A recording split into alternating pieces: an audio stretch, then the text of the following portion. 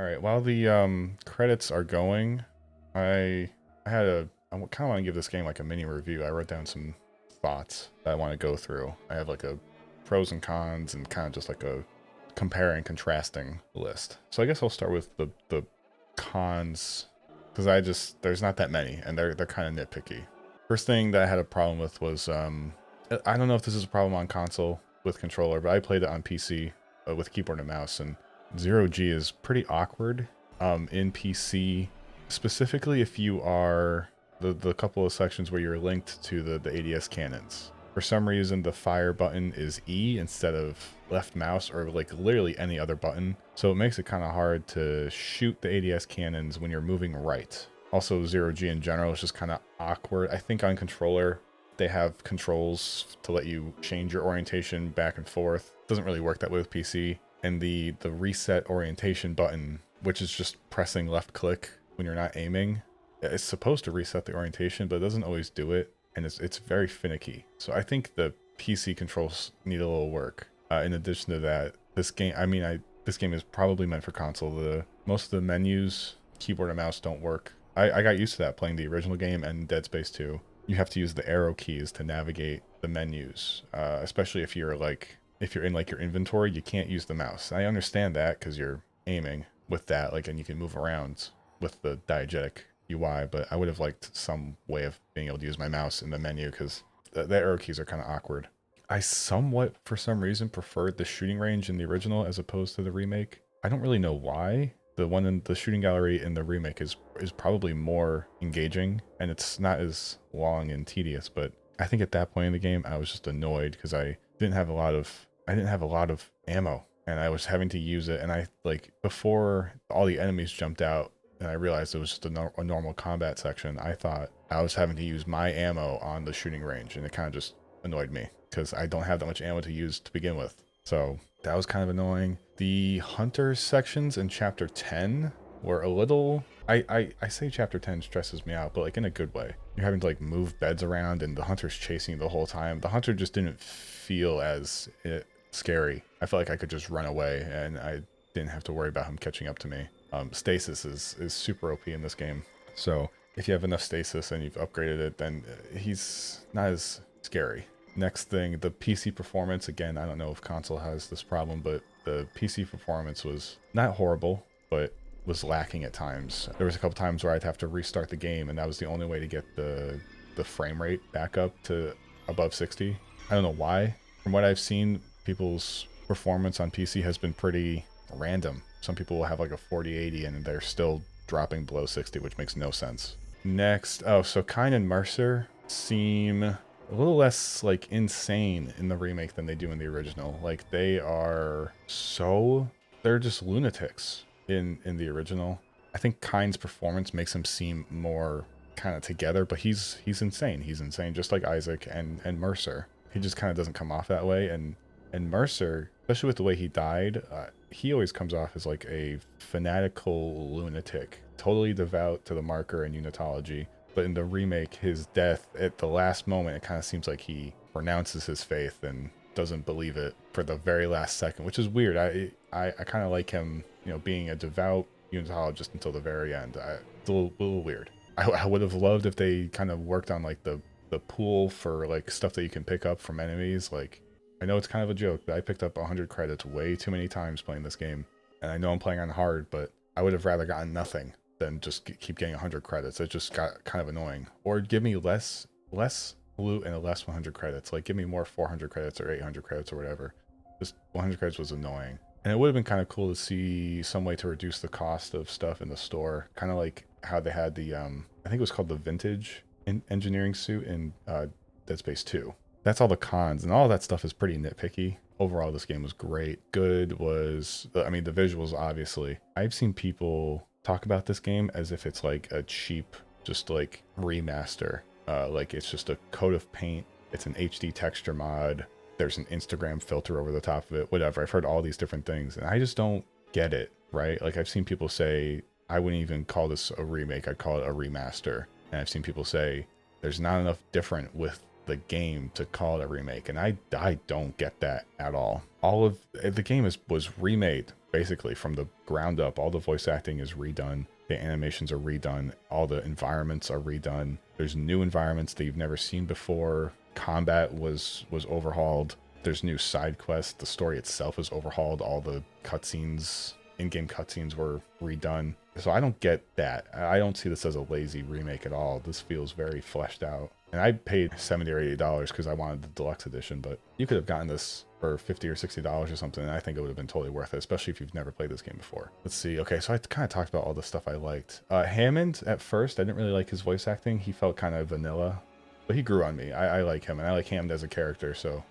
I like that. I love that Isaac speaks. I think that makes it so much more natural. Like, you know, Hammond or Kendra in the original would tell him to do something engineering related that they shouldn't really know how to do.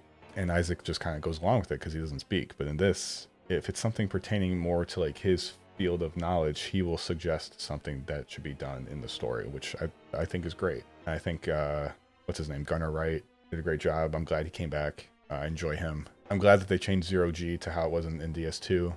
As awkward as it can be at times, it's better than what they had in the original. The side quests feel important and urgent enough to want to backtrack. And there's not that many. There was like 2 or 3. And for the most part, they were things that you kind of come across along the way. You had to backtrack a couple of times, but I didn't feel like it was taking me out of it.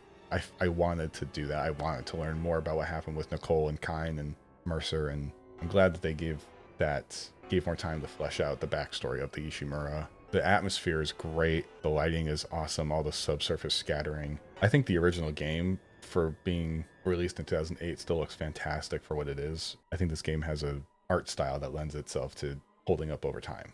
It's not trying to look super photorealistic. It has a little bit of a, you know, like a weird body horror like The Thing, and a gothic steampunk aesthetic with like the engineering suits having like a steampunk diving suit kind of aesthetic. It's really, really cool. And I think they nailed it.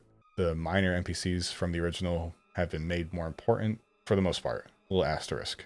I think it's cool that you get to see Jacob Temple and Elizabeth Cross a little bit earlier and a couple more times in the game. I think after finishing it, I think it's weird that Elizabeth Cross was basically Nicole. Like, that's who we were seeing. We were hallucinating. I think that's a little strange. I don't think it was necessary to make Nicole like a physical person. I think it was fine her just being a total figment of Isaac's imagination. So I think that was kind of just a little unnecessary.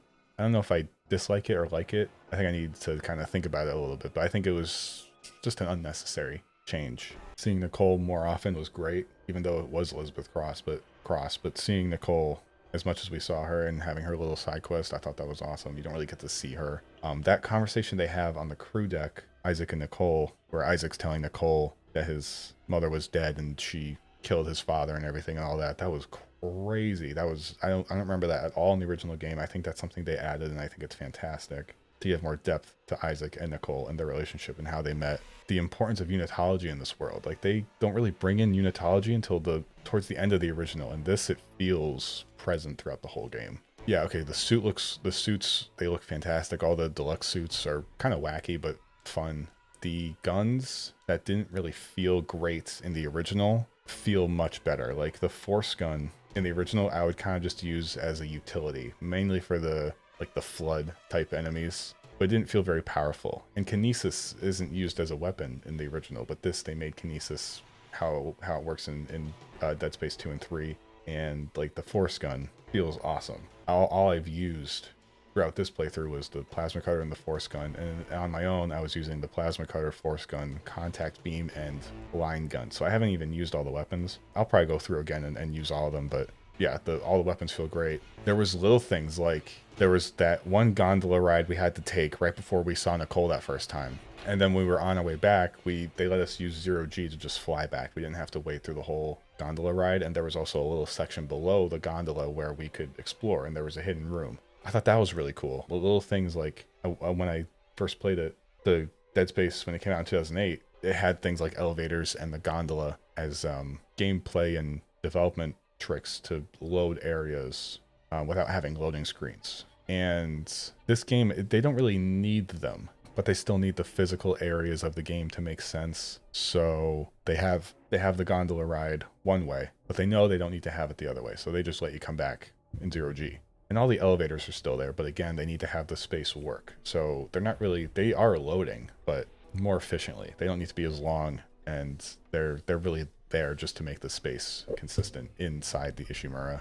I had a couple things I wanted to compare and contrast it to. I wanted to compare it a little bit to the Callisto Protocol and to the Resident Evil 2 and 3 remakes pretty quickly. I mean, Callisto Protocol, obviously, because some of the original developers of Dead Space worked on the Callisto Protocol, and a lot of people, it's a spiritual successor to Dead Space, and a lot of people were, I mean, we knew when the Callisto Protocol was coming out and this remake was coming out that we were going to compare the two. So I think the Callisto Protocol, as much as it's inspired by Dead Space and it is a spiritual successor to Dead Space, it does almost everything worse than Dead Space, the original and the remake. Like, the Callisto Protocol had potential to be fantastic, you know, just as good as Dead Space, if not better, and it kind of just fell apart. Combat wasn't good, performance was awful, story was short and unsatisfying, all the weapons felt meh. They had like a kinesis and stasis kind of hybrid system, I forget what it's called, but just not good, not as satisfying. Kinesis, the equivalent in Callisto Protocol, was like a limited resource,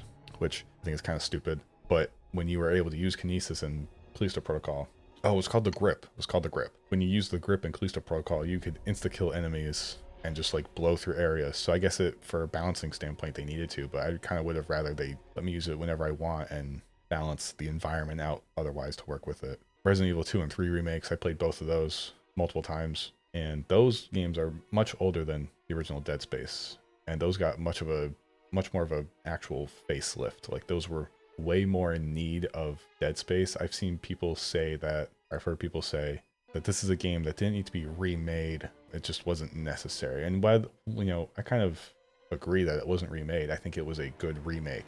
It didn't feel lazy or anything. Like, The Last of Us had that remake come out pretty recently. I feel like that was unnecessary. That game came out on PS3 and it got a remaster for PS4. I don't think it needed to be totally remade for PS5. I think that was unnecessary. But Dead Space came out in 2008. It does look dated, and some of the combat and systems are dated, so I think it warranted a remake, and I think it did enough to feel worth it to me. But there's kind of the Resident Evil 2 and 3 remakes are kind of similar to Dead Space. They're these over-the-shoulder third-person shooters, you know, horror zombie games. I think they all did a great job. I think Resident Evil 3 is a little short. I don't need to talk about Resident Evil 3 though, because this isn't about that game, but I think there are 3 games that, for what they were trying to do, did a great job. Okay, I think that's actually all I had. That's all my notes on the game. Again, I'm kind of not sure how I feel about the Elizabeth Cross, Nicole reveal. I think that was just unnecessary. I think that was my only gameplay, or my only story thing that I felt was unnecessary. The story itself was great. So, sorry I couldn't stream this. I was just getting so annoyed with it restarting. So, recording it was just easier. It worked fine. I don't know why. Maybe my internet was cutting out, but it just wasn't working, and it was bothering me. So yeah, that's it for Dead Space. I might play this again because I can still do a New Game Plus run. I can do an impossible mode run and all that stuff, but this playthrough itself is over, obviously. So if you watched it, I appreciate you. I don't know what I'm going to do next. If anyone has any suggestions, I'd love to hear it. But you might not see a video from me for a couple of days while I'm thinking of what I want to play. But when I do put out a video for it, you'll know. Yeah, anyways, that's all I have. If you watched, thank you. Appreciate it. Leave a like, subscribe, comment, all that stuff. Tell a friend. And yeah, have a good day. Bye. Okay, actually, as soon as I finished talking, the credits ended. So I got 50,000 credits, 10 power nodes, the text logs, and the soldier rig awarded. So that's cool.